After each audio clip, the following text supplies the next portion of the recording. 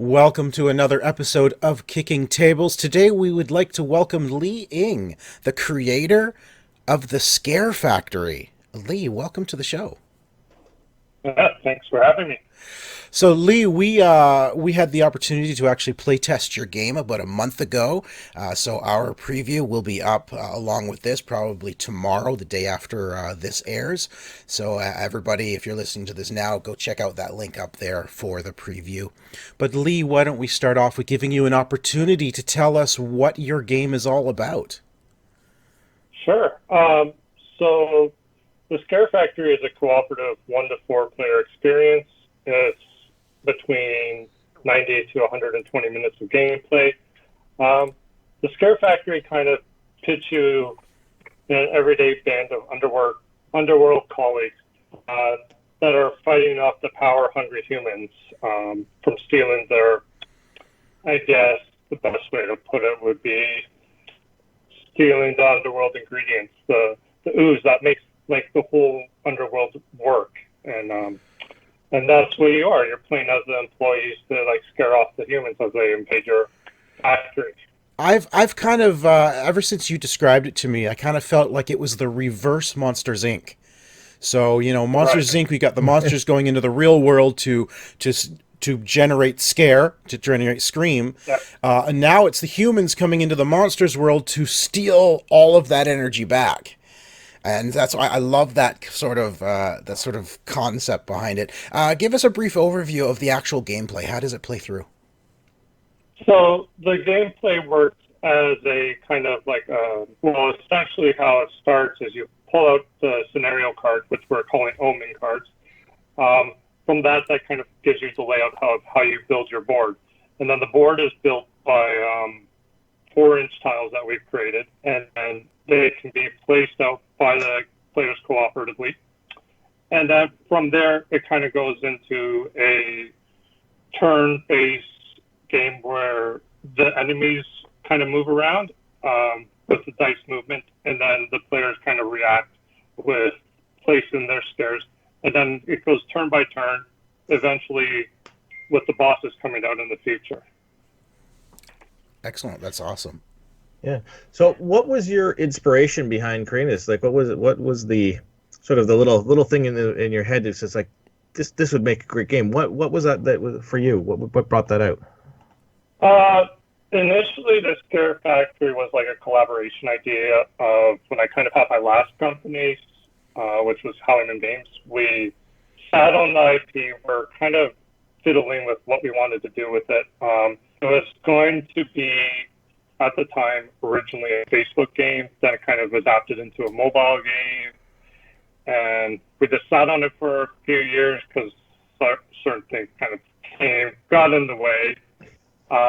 But we always knew like the inspiration was kind of like the Monsters Inc. Casper, Scooby Doo, those kind of things. We're always about like scares, and the one thing that always kind of kept in the loop was the chain scares. That was something we wanted to make sure that stayed in this iteration to becoming a board game. And yeah, so we just felt in the last year or so that it was time to bring this IP to life. And we felt that a board game would be the best fit for it right now. Yeah. Yeah. Now that you mentioned that it had sort of video game roots, that chain scare really I can picture that as a video game move now. Just like it, just like sort of that chain explosion of stuff. I could really picture that after having played it, and you now mentioning that it was video game sort of based. Yeah, and Right. why don't we're talking about chain scares? Why don't you explain for those who don't understand what that means, what a chain scare is in the course of the gameplay? Sure, yeah.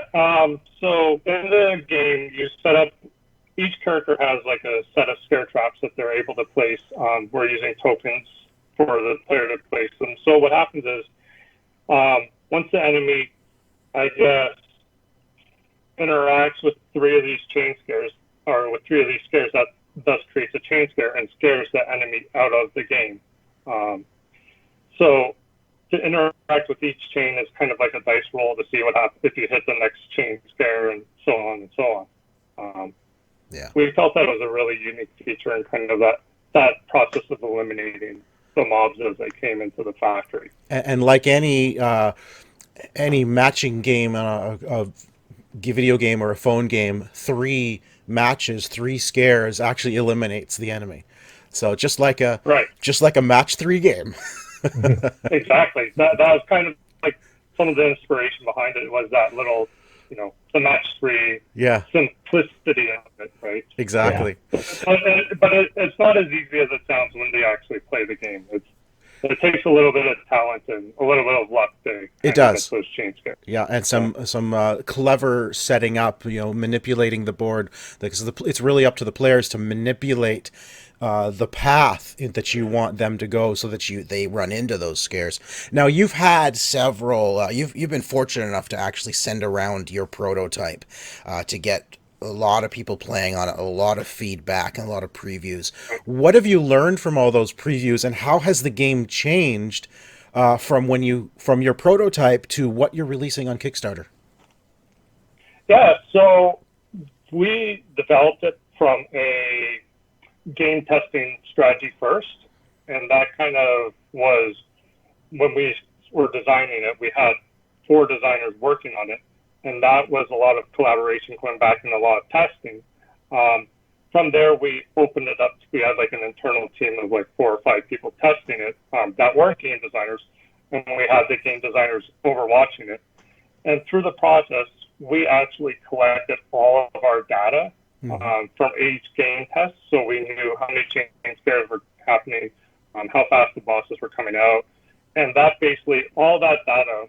And this comes from a video game mindset, especially with new video games, that we wanted to understand, what can we adapt, what can we change. So with our hundreds of hours of testing so far, the game has iterated from just being like it was very small at the beginning, and then we kind of expanded it, and now for Kickstarter, I think the version that even you've played has been adapted a tiny bit more, just to fine tune it so it's not as easy as people have been experienced. Like, we really wanted the experience to be a key factor. We didn't want to make the game super hard. We wanted people to enjoy it and have that fun experience and say, "Oh, this was fun." Yeah.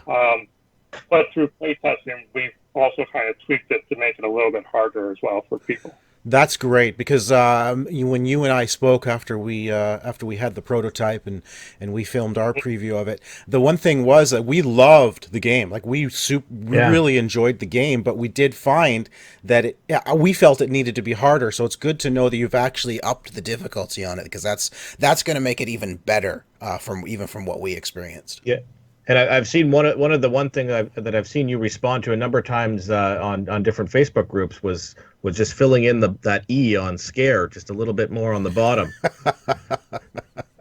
Yeah. On our first social media post in a group, we got called out for it being called the Scarf Factory. Yeah. It was just kind of like that moment. Like, we just all kind of like just got hit in the face. We're just like, how did nobody see this? Like, we had a team of like over 10 people working on this, and nobody saw it. And but that's the power of social media, right? Yeah. We found out in like 2 minutes, and it's like we're glad that was an easy enough fix we could fix it. We fixed it. Yeah, because the Scarf Factory is a completely different game. Yeah, and we were at the point where we were kind of joking about it, and we were thinking, oh, maybe we should run with the Scarf Factory a little bit. It would be hilarious. It would be the sequel to the Scare Factory. You've got a sequel ready made. There you go. Yeah.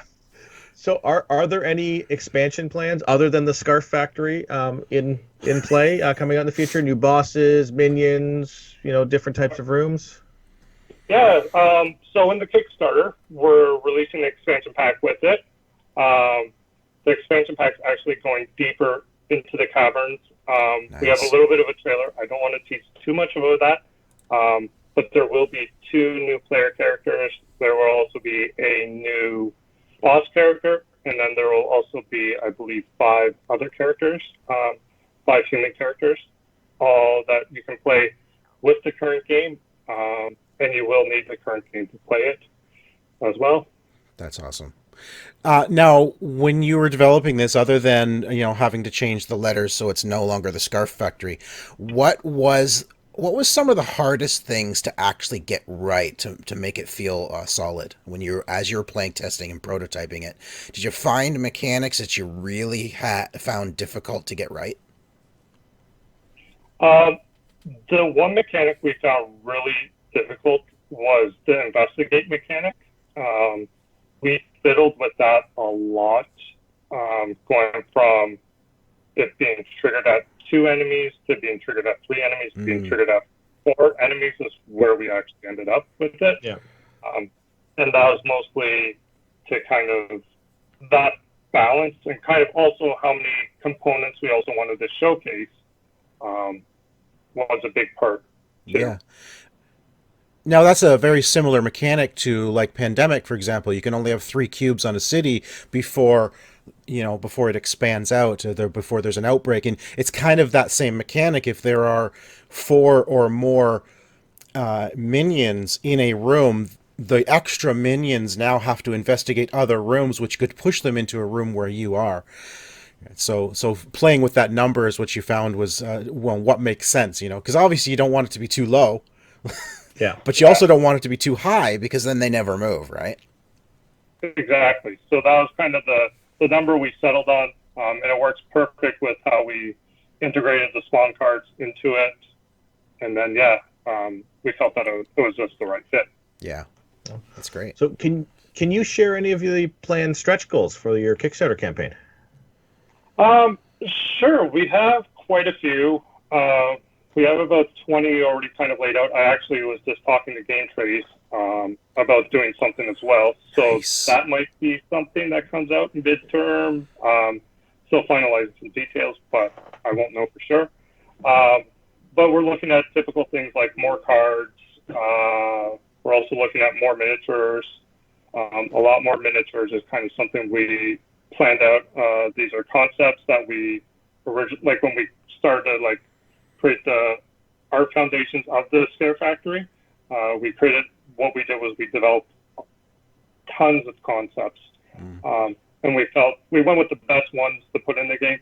But then the concepts we have left over, we're still feeling these are great concepts that would fit for stretch goals. So yeah, we have about 20 planned out. Wow. And if the project goes great, we would love to throw some more and hear from players' feedback or backers' feedback on what they would like to see as well. Now, when you say concepts, do you mean like new mechanics?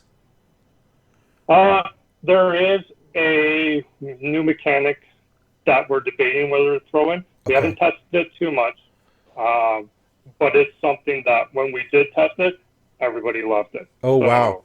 Okay. Awesome. So either a stretch goal or save it for the expansion. I'm hoping to get it out for a stretch goal. Okay, nice. Really Awesome. stretch goal. Nice. Now, what are your plans post Kickstarter after you've fulfilled? Are you hoping to get this into retail? If somebody misses the Kickstarter completely, where will they be able to get the Scare Factory? So right now we're only planned for Kickstarter. We're looking for a pledge. We have set up a pledge manager, so it will be available through a pledge manager. If you do miss the Kickstarter, we are having a $1 pledge to get part of the pledge manager. If the campaign is successful, we'll probably be looking at releasing it on our website as well. Okay. And what is no retail plans right now. not yet? Hopefully, maybe in the future. But what is your website if those who want to visit your website? So the website's supargames.com. That's with the SUPAR games.com, not Awesome. super. That's right. Super will come up when Super. you Google it. Yeah. That is awesome. So the Scare Factory hits Kickstarter on October 13th, just in time to be there for Halloween, which is absolutely perfect for this kind of game. And Lee, we wish you all the best. The game is awesome. We loved it. Look for our preview. There's a link right up there for it. Lee, thank you so much for joining us to tell us a little bit more about your game. Yeah, thanks for having me. You're very welcome. Thanks for watching the video. look for us on Kickstarter on October 13th. The Scare Factory is coming out soon. And subscribe to OMG Next.